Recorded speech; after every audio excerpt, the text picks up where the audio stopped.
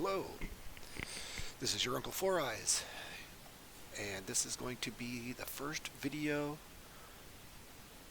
on my channel, and it'll basically be an introduction to everything me and art related. I want to show off what I can do and really just be inspired by others and share with you also, people and artists and products and IPs out there that you might already know or not know enough about, just get you inspired. And so, what better way to do it than, I guess, with my likes and what my inspiration is for my own indie comic, Hoghead Yo. This is chapter 1, part 1, whatever you want to call it. It encompasses all the things you need to know to get to get this universe going off the ground. And if everything goes well on my channel, then more Poghead Yoast content will be on the way. But without further ado, let's go kind of back to my childhood and kind of establish where something like this basically gets created in the first place. And I've got some visual aid to help represent that.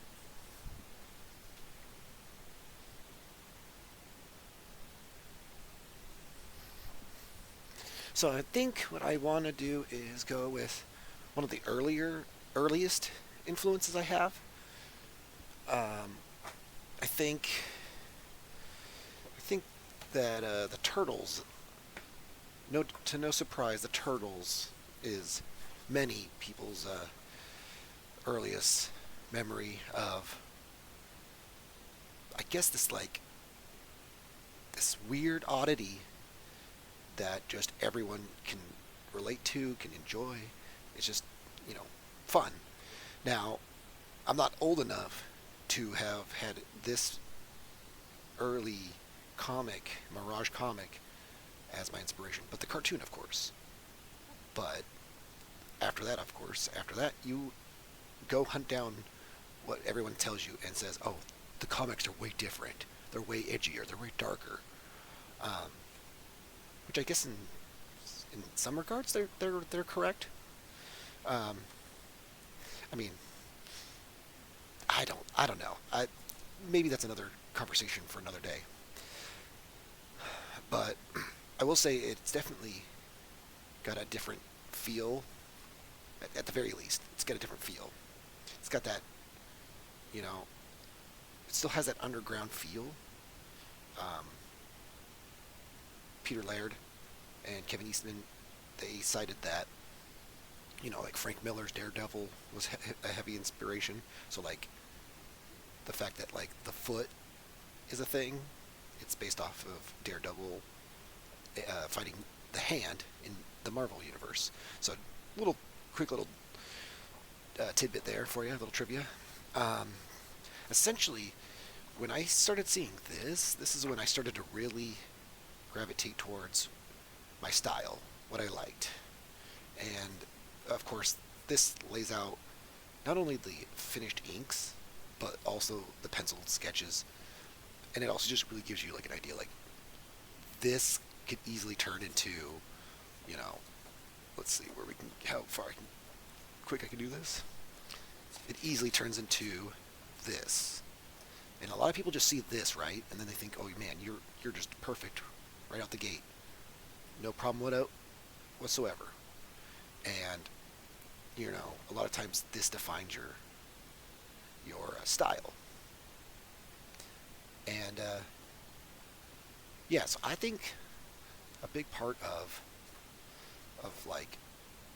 just seeing this and knowing you can do this and then you can achieve the other thing, the final product, is one big takeaway with comics in general, or seeing behind the scenes, or any of the stuff that's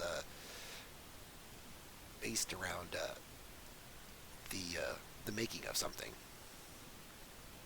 And so yeah, I when I got this, I also, and of course I got this later in life.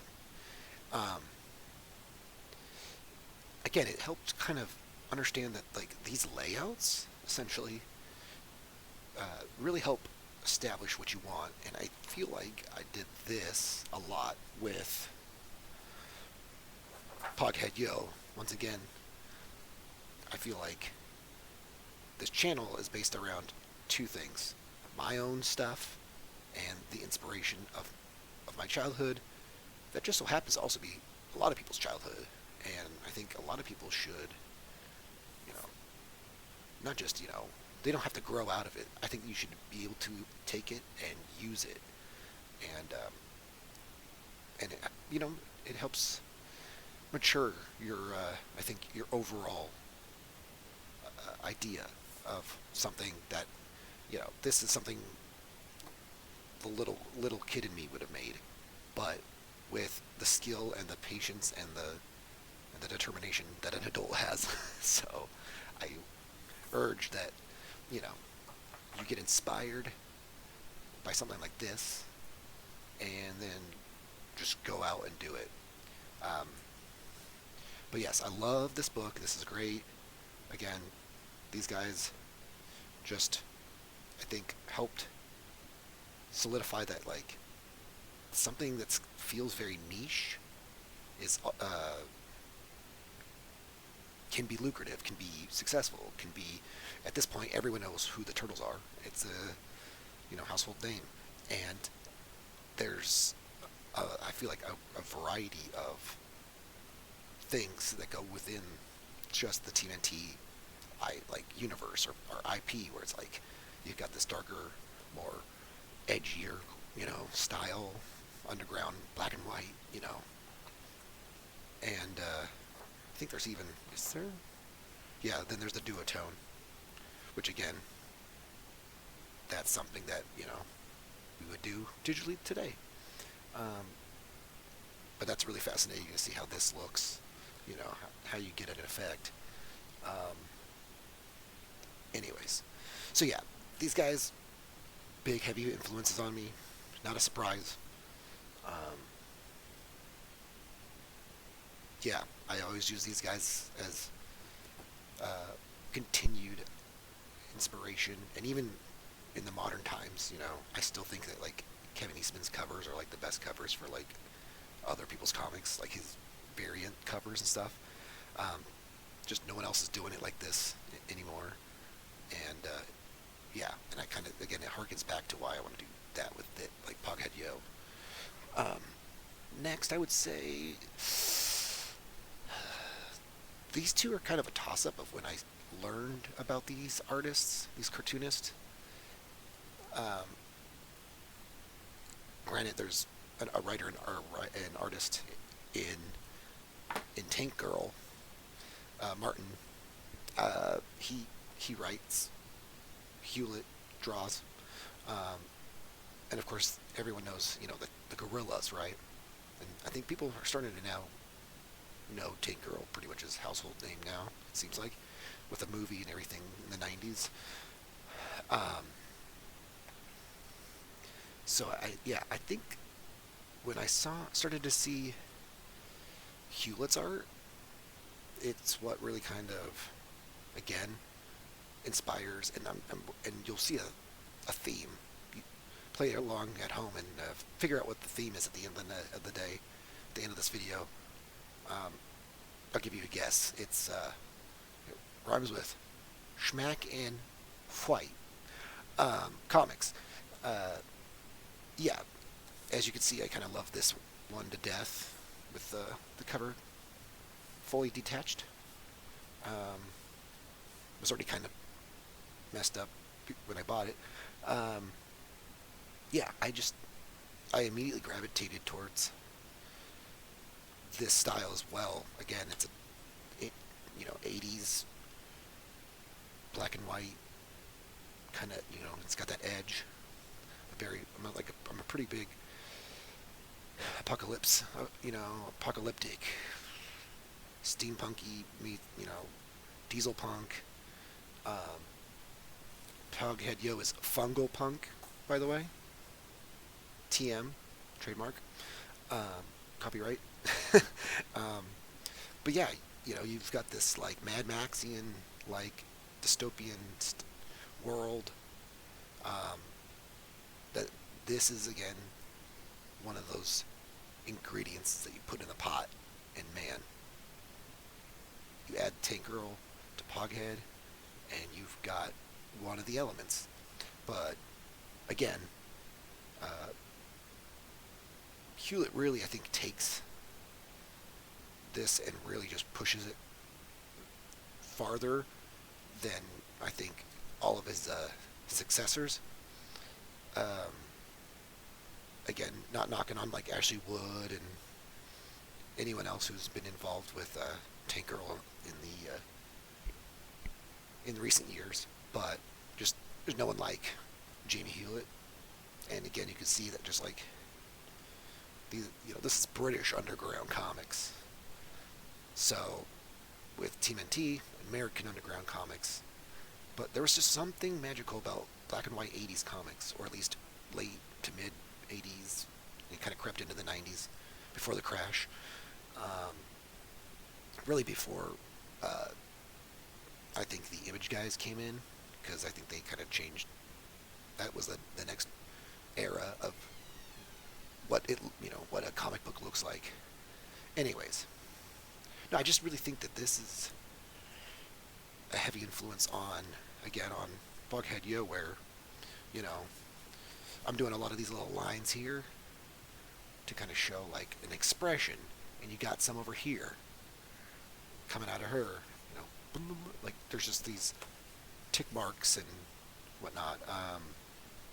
You get those big things. Oh, hey, whoosh and whoosh. There you go. But yeah, no doubt that this is also a big influence on me. Of course, you can't help but be drawn into,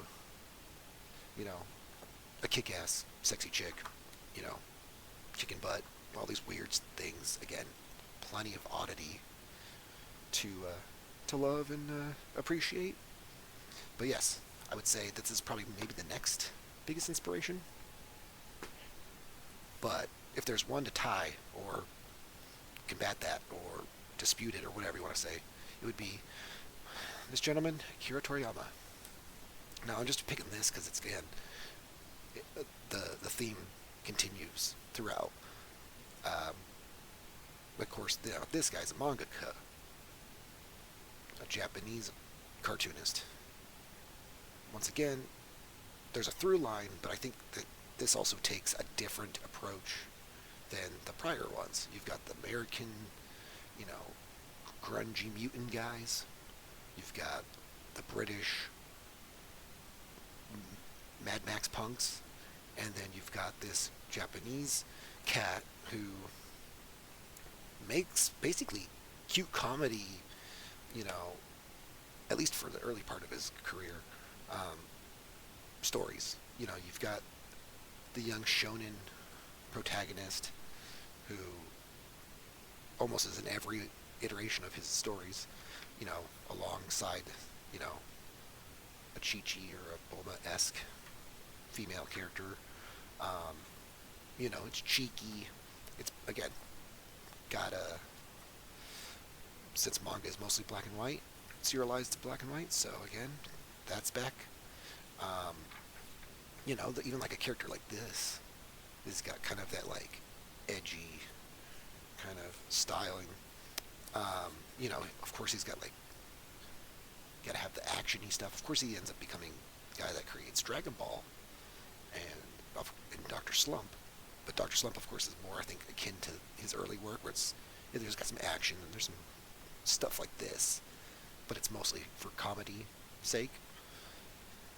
And it's kind of, I don't know, I guess you could say it's light or whatever. And then Dragon Ball kind of starts to build that up. And then when Z rolls around, you've got a more, again, more edgy, more, that's what I really gravitated towards when I'm a teenager. But as an adult now, it seems like I like stuff that is his one shots or his limited series or these smaller stories, and they're earlier. But like the man can draw. Uh, like stuff like this is not easy to just whip out and be like, there you go. I, you know, the guy clearly likes his vehicles. Um, that's a big takeaway for me. Of course, you get your aliens going on here. So then, like someone like this with, oh gosh, what's this one again? Cashman, Soldier of Savings. Of course, with this is where you get to see again the build up to the success of like a Dragon Ball. You got this Piccolo, Frieza, alien guy, Cashman, um, and yeah, it's fun. I would argue that um, I would say Go Go Akiman is probably my favorite, like of all of his stuff.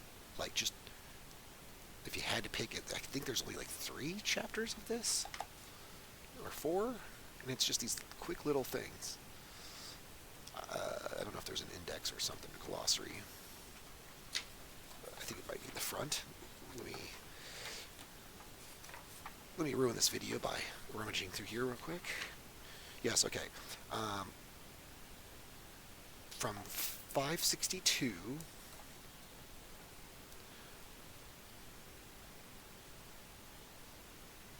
to this. So I would say there's chapter 1, and then I saw some other chapters, and I keep passing by chapter 11. So there's actually quite a few chapters, but I think it seems like they're short. As you can see, there's the white.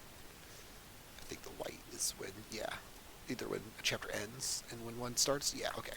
So yeah, there's about there's quite a few chapters. I think there's 11 chapters that equate to, and you can even see it there, where all that black is just Go-Go Acme. But this has I don't know. There's just one of my favorite character designs too. Got that Trunks meets whatever the Sandland guy's name is, Beelzebub or whatever. But yeah, so this guy's another heavy influence on me too. Again, uh, if you had to like make a pie chart out of like what Foureyes' like heavy influences kind of make the makeup, the chemistry that makes this, I would say this is one of the quarters. And I think the last one to really kind of finish this off with is Hellboy, Mike Mignola. Let's go back to him, the American side of comics. This is also arguably one of the older or not older. What do I mean? The other ones were all mostly 80s or late 80s. This is clearly early 90s, late 90s kind of era. So to have this one to be the kind of last also to be heavily inspired kind of makes sense. Like I think if you would chronologically, I think I would have found Mignola probably before some of these guys, potentially. But in retrospect, when I look back at that, like some of the stuff that I did like came out around the time I genuinely found out about it and liked it. I mean, obviously, I didn't know about Akira Toriyama stuff until it was translated and started coming over. But yeah, this guy was probably this was one of those IPs that I pretty much tried to follow the moment it came out. Obviously, I don't think I was doing it when this particular comic came out. I'm still, again, too young to have the means and the taste to actually seek out these certain specific documents, products, whatever you want to call them. This says it's a March of 1994, so yeah, early 90s, and this is funny enough, this one is the one colored one, even though this stuff looks great and beautiful and better, I think, sometimes in black and white. There's just something I'm not colorblind or anything, but like some days you think, when you do this, like obviously it's a choice, a stylistic choice, but like why the grayscale? You know, um, I think it just, granted, being the only person making Pughead Yo, single cartoonist, um, that's the first answer, and the second is just I aesthetically like it more. But this also still works just fine. And of course, I think he does an even better job. Well, maybe not so much Mike himself, but um, his team of letterer, the team that he has that helps letter and color, does a much better job with Hellboy in Hell. I think that's the definitive, aesthetically pleasing and even story thematically the best. It's his magnum opus, I would feel like, if I was to guess. I don't know if he would agree. He probably would. In that case, that's probably a good guess. Of course, I can pull out a bunch of other Hellboy stuff, but I'm just picking, like, I was trying to find something that each one had kind of like a very specific thing. This is like the very first Hellboy story, not the first appearance. Fun little tip there. Um, but yeah, I would imagine the other guys again. First TMNT number one. Uh, you know, the first trade paperback of like the first chapters of Tank Girl and Deadline magazine. Um, Kira Toriyama, those are his early days when he was apparently failing at being a mangaka when working with the likes of Shonen Jump and whatnot. And finally, then when he got around to doing the Doctor Slump and the Dragon Ball stuff, that's when he was officially, the guy. Um, but before that, again, I take a lot from that early work. Same with this. This is obviously not Mignola's first project. This is one of those things where this would be, again, another person that I look at their history and their biography and know that, like, they were Mignola was a classic, bullpen guy with Marvel and DC and whatnot, and creating things that, or had to be part of a team to create things that already have someone else's, ownership over it, copyright over it. So this being his first, I mean, don't quote me. That's not. I'm not. I'm sure I'm not super confident that this is the very first, completely original thing that he's done. Um, there might have been something before this, but it's hard not to say that this is, like, when this is the first success story, and you know that this is all Mignola. It's hard to, I mean, technically there's, again, there's Art Adams obviously was involved in this early run, the Seed of Destruction run. Like, just this guy can draw, and I would argue that if I had to make this a historical accurate thing, I'd say that Hellboy is his first fully completely by himself made thing. But that, like, this stuff probably didn't come to him, without the early days of doing covers for Marvel and DC and stories and whatnot, and like, what was it, the Wolverine Jungle Adventures or whatever. I have that one as well, and of course, that one is probably some of the best Marvel, based on the fact that, like, it's just Mignola doing it all. Um, there's just some of these cartoonists like Mignola that, if he takes and makes it all his own, you're gonna get an amazing product. Like, if he's just doing the cover or whatever, great, fine. These days he's doing, um, mostly just his covers and whatnot. And for me, I'm like, no, this is really where it's at. Like, he's got to be doing at least the the heavy lifting of the visuals as well. But yeah, this thing is obviously another property that people are just, they slowly started to go, oh, hey, this is kind of cool, and somehow it gets, this is something that I'm not surprised they got a movie too, um, but I am at the same time, because it's like it seems like there's just a little bit of a disconnect between like a popular creation, like again, it's probably bears repeating with like the TMNT aspect where did anyone think that that was going to be successful? Like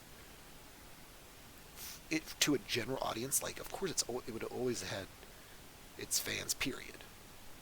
But same with this, it's like again, it doesn't help that like I like these things. These are like my favorite things. I love, you've got the devil who is like who works for like the X Files. I'm really butchering the story, but that's pretty kick ass.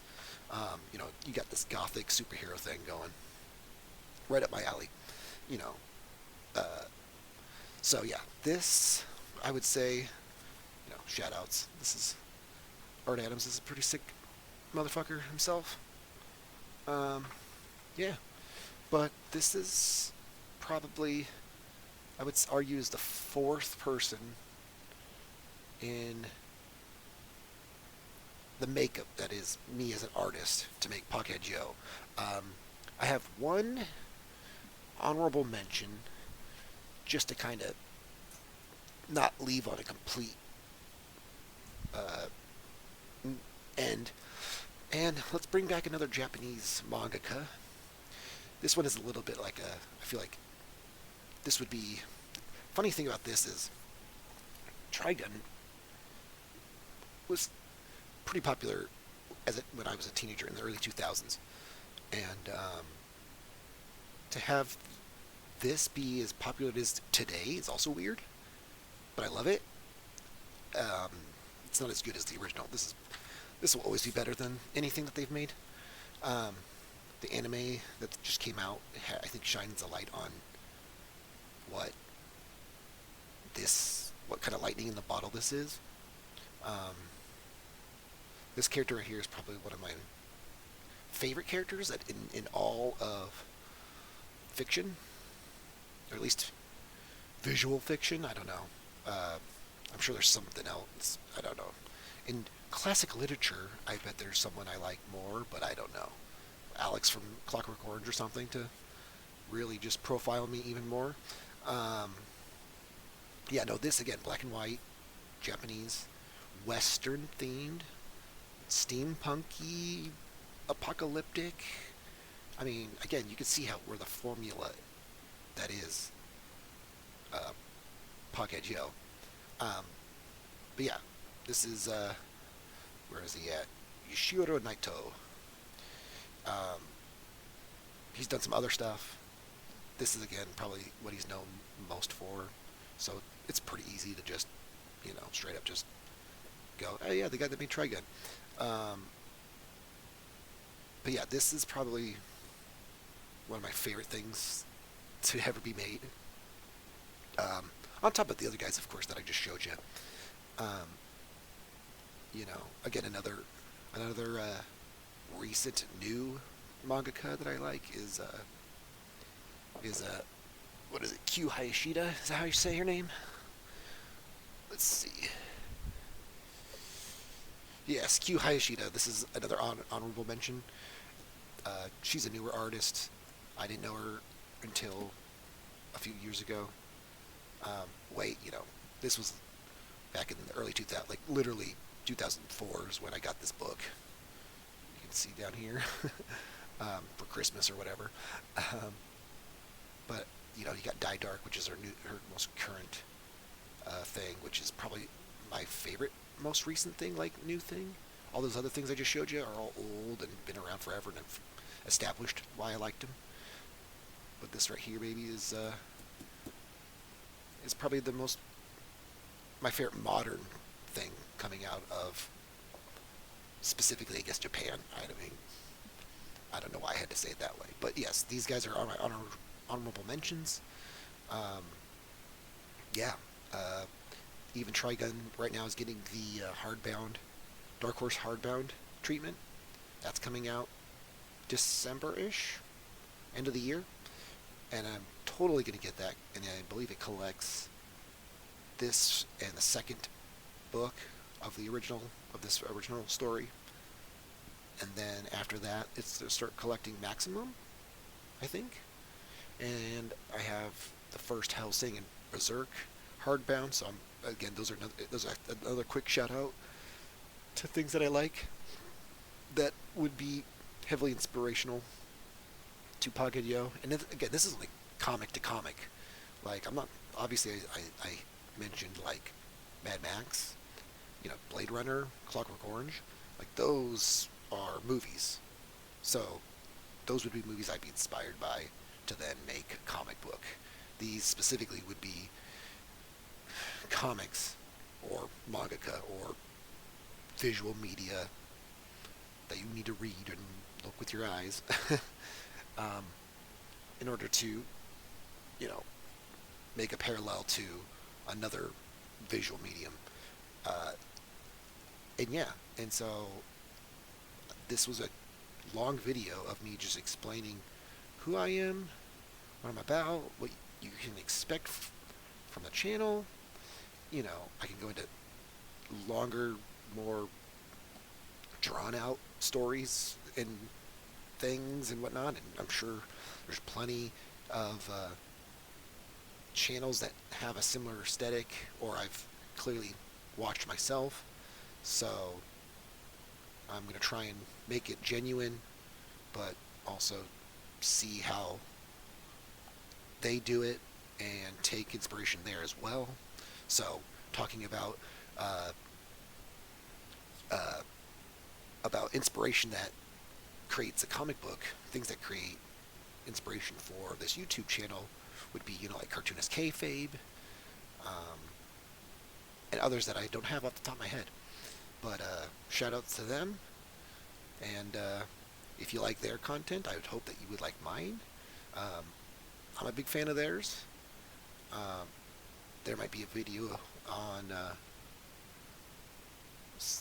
self-flagellating video on me being in one of Ed Piscor's comics in the back gallery area. Other than that, yeah, they inspired me to make this video and continue to make content for this channel. Hell, I'll even draw. I could do live streams, um, how-to videos, um, you know, Poghead Yo based adjacent things. I'm currently on the second chapter. That's a little preview there. That was butchered. Um, I'm, I'm currently working on a chapter 2 for Poghead Yo. So clearly there's some progress, and there's some there could be some making of, documentarian videos, whatever you want to call them, for Poghead Yo, period. But comics are my passion with other nerdy things, and I'd like to share that with you. I would love to hear from you guys, and thank you, and Foureyes out.